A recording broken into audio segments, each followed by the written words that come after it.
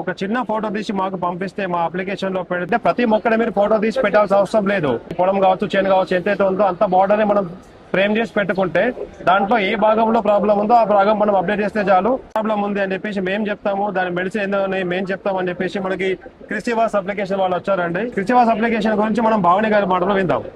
Please explain. ఈ రైతులకి ఈ కృషివాస్ యాప్ అనేది ఎలా ఉపయోగపడుతుంది అంటే, రోజువారీగా తన పంట ఆరోగ్యానికి నేరుగా తన ఫోన్ లోకే తన పంట ఆరోగ్యం అనేది రైతుల మొబైల్లోకే వస్తుంది. ఏ ప్లేస్ సమస్య ఉంది, చిన్న చిన్నగా ఉన్నప్పుడు మనం ముందుగానే గమనించుకోవడానికి చాలా కష్టమైతుంది. అది మొత్తం వ్యాపించిన తర్వాత మాత్రమే మన కంటికి కనిపిస్తుంది. కానీ ఈ కృషివాస్ యాప్ వాడడం వల్ల మనకి చిన్న స్టేజ్ లో ఉన్నప్పటి నుంచి ఎటువంటి సమస్య ఉన్నా కూడా మనకి ఫోన్ లోనే చూపిస్తుంది. రైతు ఉంటుందా, కొత్త సమస్యలు ఏమన్నా వచ్చాయా అన్నది ఈ కృషివాస్ యాప్ ద్వారా తెలుసుకోవచ్చు.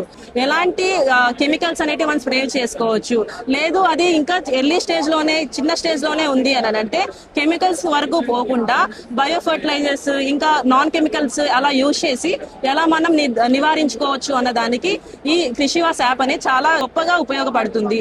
ఇంకా మనకి మొత్తం వ్యాపించక ముందే చిన్న స్టేజ్ లో ఒక చిన్న ప్లేస్ లో ఉన్నప్పుడే మనం గుర్తించడం వల్ల మొత్తం పంట పొలం మొత్తం స్ప్రే చేయకుండా చిన్న ప్లేస్ లోనే ఆ వ్యాపించే స్థలంలోనే స్ప్రే చేయడం వల్ల మనకి చాలా ఖర్చులు అనేది రైతుకు తగ్గించుకోవచ్చు.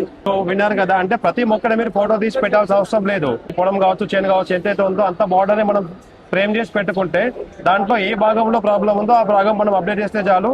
మిగిలినంతా అప్లికేషన్ చూసుకుంటది. అంతేగా madam? Okay ma'am, thank you. Thank you sir.